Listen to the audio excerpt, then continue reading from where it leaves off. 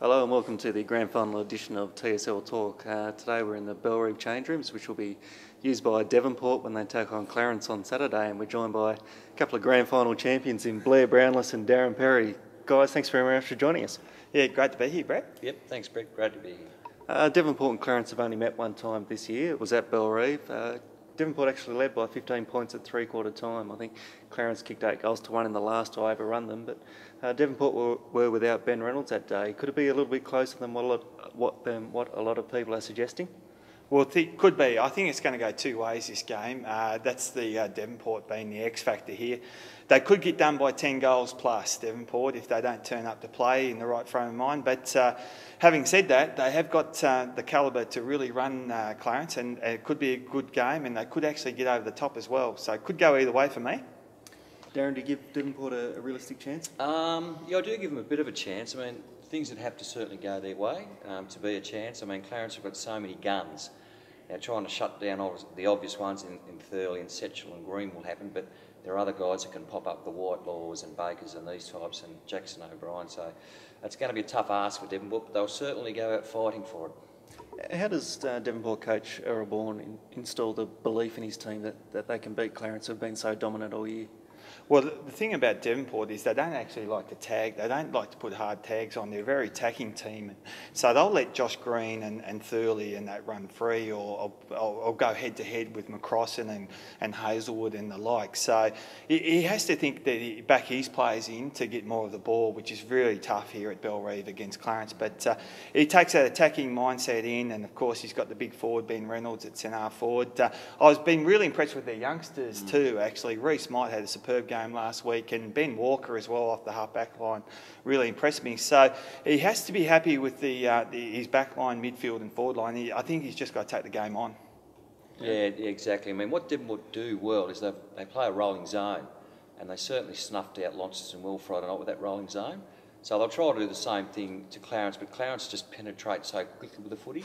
So that will be tough to do, but they've got nothing to lose, Devonport, and that's what Errol will be saying to these guys. Go out there, just give it 100%. You just never know what can happen. And they've got some real good players. As you said, some of the younger players, like young Bradley Simmons is a good player. Yeah, good player. Chris McDonald up forward's a very good player, so they'll have to be careful of him. And also his brother Brad McDonald off the half-back flank gives them a lot of pace. So they've got some real good players, Devonport, that have snuck under the radar a bit, but I'm sure that Brett Gapen's up there Friday night. He'd be doing his homework on those players for sure. Would it be worth Devonport trying to do something different at the start, like maybe start at melee, just to get Clarence a little bit off their game? I don't think Devonport's got the players that can do that. I mean, they'll certainly be physical at the contest, but they haven't got any player there that will intimidate any Clarence players. I think it'll be over. If they tried to do that, they'd really put up the white flag, and they're saying we can't beat them on ability, and game over straight away if they go into that attitude. Is the Ben Reynolds Greg Sharman matchup probably the most pivotal to the outcome of the game? I think so, for sure. Every week you look at Devonport, and if Ben Reynolds fires, they're a very good team. Actually, I think he's been down a little bit the last 3 weeks, and I actually think he's ready to put on a big show here on the big stage in the grand final. But Clarence do have the perfect matchup for him in Sharman, big and strong, and can run as well, cover the ground really well. So, look, if things don't work out, they've got plan B and C as well. They've got Swan, who's done some big jobs for him this year as well, Rowan Swan, and also Cameron Blythe as well, the big dinosaur there as well. So they've got some options. Yeah, and also Jury can go down back and take Reynolds if he's cutting loose. What Devonport are going to find difficult is to counter Jury. Young Sam Hess has been playing centre back and has done a wonderful job. But playing on a player like Jury, he'll certainly have his work cut out trying to cut him out of the game. They'd really want Ponsonby back, but it looks like he's not going to play. He would have been a great matchup for Jury, but I think he's out. Yeah, I suppose another one of the important matchups was someone who's a new recruit at Clarence, Trent Standard's had an outstanding year. Last time these two teams played, he kicked 7 goals and really won it for Clarence in that last quarter. He did. He turned it on in the last quarter, like you said, Brett. And I'm just looking at Devonport's back line. Pezza, you might be able to help out here. I don't see a real good matchup for Stanton. I reckon he can get loose. Yeah, I think Walker, the guy you mentioned before, will go to him. I don't think they'd use McDonald because they wouldn't want McDonald to go too deep in their defence. They want him running off half back. So Clarence might try to drag McDonald back further so it doesn't create any damage for them. But I reckon Devonport will keep him the half-back flank. So I reckon Walker's probably the guy that'll go to him. Yep. Or possibly Wish Wilson, who's been doing a few tagging roles as well, Sam Wish Wilson. But I don't think he'd have the leg speed to go with Speedy Stanton. I think Walker's pretty quick, so he'd be the obvious matchup, I'd say. Yeah, the Clarence has used Clinton Riley as their #1 tag all year, and he's been absolutely fantastic. But do you think you'll go to Trent McCrossan or Kurt Hazelwood? Well, no one seems to go to McCrossan. Every week he gets under the radar, and he has 30 plus touches every single week. And I don't think the opposition coaches really respect him enough, and they just say, oh, we'll let him go, we'll put some pressure on Hazelwood. And Matthew Smith was the other one that had a real good game on Friday night as well. But if I was the coach, I'd be investing a lot of time in McCrossan, actually. But then that frees up Hazelwood and Smith, so yeah, I'm not sure which way he'll go.